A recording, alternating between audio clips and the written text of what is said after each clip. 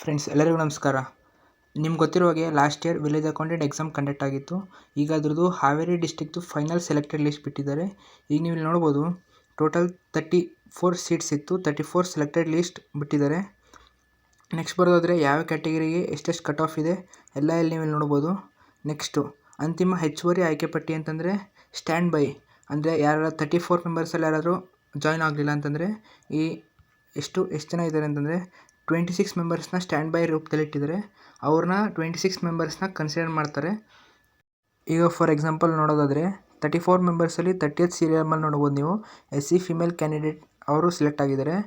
ಅವರು ಅಕಸ್ಮಾತ್ ಏನಾದರೂ ಜಾಯ್ನ್ ಆಗಲಿಲ್ಲ ಅಂತಂದರೆ ಹೆಚ್ಚುವರಿ ಆಯ್ಕೆ ಪಟ್ಟಿಯಲ್ಲಿ SC ಫಿಮೇಲ್ ಅವರನ್ನು ಸೆಲೆಕ್ಟ್ ಮಾಡ್ಕೋತಾರೆ. ಅದೇ ಡ್ರೈವ್ ಲಿಂಕ್ನ ಡಿಸ್ಕ್ರಿಪ್ಷನಲ್ಲಿ ಕೊಟ್ಟಿರ್ತೀವಿ, ನೀವು ಹೋಗ್ಬಿಟ್ಟು ಚೆಕ್ ಮಾಡ್ಬೋದು. ಸೊ ಅಷ್ಟೇ guys, for more updates subscribe ಮಾಡಿ. Thank you.